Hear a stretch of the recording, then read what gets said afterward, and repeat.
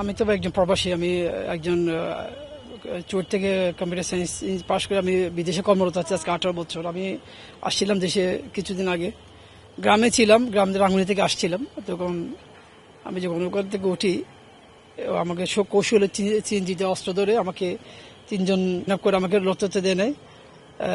আমি তো খুব ঘাবড়ে গেছি, কারণ এইসব সিচুয়েশনে আমি কোনো গিয়ে ছিলাম না। ওরা আমাকে তারপর বিভিন্ন জায়গায় ঘুরে টুরে এখানে আমাকে এখানে বড়পুল এখানে নিয়ে আসছে, কারণ আমি সাইনবোর্ডে একটা নাম দেখছিলাম আর কি, বড়পুল। কারণ আমি এই এলাকায় জীবনও আসি না, আমি চিনিও না এগুলো। ওর ওখান থেকে ঘুরে আমাকে আবার এই জঙ্গলের এই পেছনের জঙ্গলে নিয়ে আসছিল ওরা। তো আমাকে বিভিন্ন ধরনের বাধ্য করে মারপিট করে আমাকে কিছু ভিডিও ফুটেজ নিয়ে আমাকে হ্যারাসমেন্ট করে 10 লাখ টাকা মুক্তিপণ আমাকে দাবি করছিল। ফ্যামিলিকে ফোন করেছে, কারণ আমার যেহেতু সবচেয়ে কাছে ছিল আমার ভাইরা, দিদা সাহেব, আমি ওনাকে ফোন দিই, ফ্যামিলিকে ফোন দিই, কারণ ওরা টেনশন করবে। আমার বাবা মা তো অসুস্থ।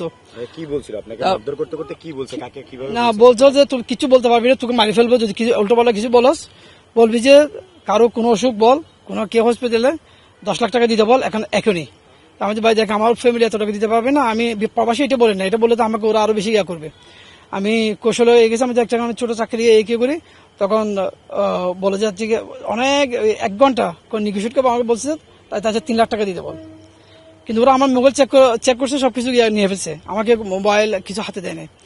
পর আমি আমার আমাকে লাঠি থাপড়াইছে হাত দিয়ে, তারপরে লাথি মারছে, মানে যা ইচ্ছা তাই মারছে। যদি হাতের অবস্থা খুবই খারাপ, টাকা আসতে যদি একটু দেরি হয়, এগুলো আমার খুব ব্যথা, আমি এখন দেখাতে পারতেছি না আপনাদেরকে। আমার পায়ে এবং এত ব্যথা, আমি দাঁড়াতে পারতেছি না এখন। মানে খুবই অত্যাচার করছে আমাকে ওরা। আমি তো একজন প্রবাসী মানুষ, আমি এগুলো জানি না, আমি বাংলাদেশে তো আসি না তেমন, 3-4-5 বছর পর একবার আসি ফ্যামিলি নিয়ে, এবং তারা আমাকে মারবে। আমি হতভম্ব হয়ে গেছি, আমি আর সেন্স নাই আসলে। কিভাবে তুলে আনছে আমাকে ওই তো বললাম চেঞ্জ ওঠার সময় ওরা বসেছে, একজন বসা ছিল, একজন উঠছে, বসছে পাশে, আগে উঠে বসে গেছে, চুপচাপ বসে থাকো। বাংলাদেশের চট্টগ্রামে সিএনজিতে তো একসাথে 2-3 জন বসছে, সামনে একজন ছিল, মানে 2 জন বসছে। ওরা আমাকে 2 জন বসে অস্ত্র দেওয়া বলছে যে নড়াচড়া করবে না, কিছু করবে না, সোজা চলো, তোমার সাথে কিছু কথা আছে। আমি কিভাবে, আমি কিভাবে বলছি, কোনো কথা বলা যাবে না, চলো ওগুলো পরে গিয়ে কথা বলবো।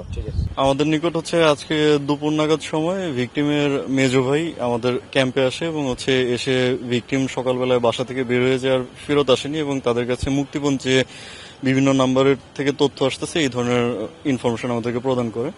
তো ইনফরমেশন প্রদান করলে আমরা যে ঘটনার গুরুত্ব বিবেচনা করে সাথে সাথে যে ভিকটিমের মেজো ভাই এবং তাদের সাথে অন্যান্য পরিবারের যারা ছিল তাদেরকে সাথে করে নিয়েই আমাদের সাদা পোশাকধারী দল এবং যে আমাদের ইউনিফর্মধারী দল 2 গ্রুপকে নিয়েই আসি।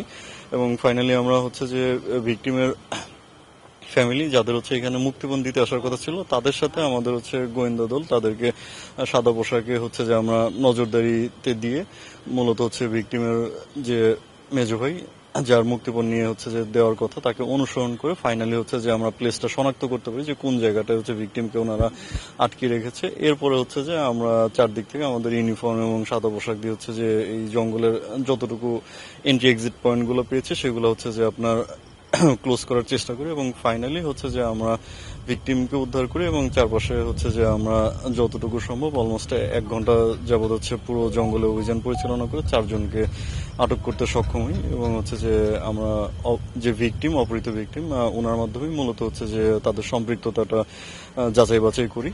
আমরা এখন যে ভিকটিমকে নিয়ে যাব এবং যে সংশ্লিষ্ট থানায় সোপর্দ করবো। Thank you. ঘটনাটা আসলে কি নিয়ে করছিল, কি কারণে তাকে টার্গেট করা হয়েছে? আমরা ভিকটিমের ভাষ্য এবং যে আসামিদের প্রাথমিক জিজ্ঞাসাবাদে যতটুকু বুঝতে পেরেছি, ভিকটিম মূলত যে চুয়েট, ভিকটিম কাতার প্রবাসী, সে চুয়েট থেকে পাশ করা ইঞ্জিনিয়ার। তো সে খুবই সম্প্রতি আমাদের দেশে এসেছেন পরিবারের সাথে সাক্ষাৎ করার জন্য। তো এরপরেই যে মূলত আর্থিক উদ্দেশ্যেই বা যে তার থেকে যে টাকা আদায় করার উদ্দেশ্যেই তাকে আমরা ধারণা করতেছি অনুসরণ করে আসতেছিল এই অপহরণ চক্রটি। এবং আমরা যেটা ধারণা করতেছি এই চক্রের আরো সদস্য সক্রিয় আছে।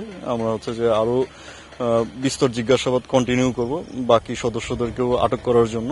তো এই চক্রটি মূলত যে উনি যেহেতু একজন কাতার প্রবাসী, ওনাকে টার্গেট করে যে ওনার পরিবারের থেকে মোটা অঙ্কের টাকা হাতিয়ে নেওয়ার জন্য তাকে এই জায়গাটায় নিয়ে এসেছিল এবং আপনারা অবগত আছেন, তাকে যথেষ্ট নির্যাতন করা হয়েছে এখানে মুক্তিপণের টাকার জন্য। যতটুকু তার ফ্যামিলি আসতে এখানে ডিলে হচ্ছিল ততটুকু হচ্ছে যে তাদের নির্যাতনের মাত্রা বেড়ে যাচ্ছিল। আপাতত হচ্ছে যে আমরা তাদের সম্পর্কে যতটুকু জেনেছি তাদের ভিতরে হচ্ছে যে 2 জন আছে যারা হচ্ছে যে ছাত্র পরিচয়ে আছে, কোনো কাজ করে না, আর হচ্ছে যে একজন দাবি করতেছে সে ওয়ার্কশপে কাজ করে, আর আরেকজন হচ্ছে যে এখানে একটা সিএনজি স্ট্যান্ডের পাশে হচ্ছে ডিশ লাইনের অফিসে কাজ করে। তারপরে এই তথ্যগুলো যাচাই বাছাইয়ের বিষয় আছে। চারজনে কি বন্ধু তারা? চারজনই সম্পৃক্ত। আমরা যেটা পেয়েছি হচ্ছে যে এইখানে মূলত হচ্ছে 2 জন ভিকটিমকে সরাসরি হচ্ছে যে আটকিয়ে রেখেছিল, আর 2 জন হচ্ছে যে এখানে এই জঙ্গলের বিভিন্ন পয়েন্টে হচ্ছে যে পাহারা দিচ্ছিল যে কোনো সন্দেহজনক মুভমেন্ট দেখা যায় কিনা বা প্রশাসনের কোনো লোক আসতেছে কিনা এটা নজরদারি করার জন্য।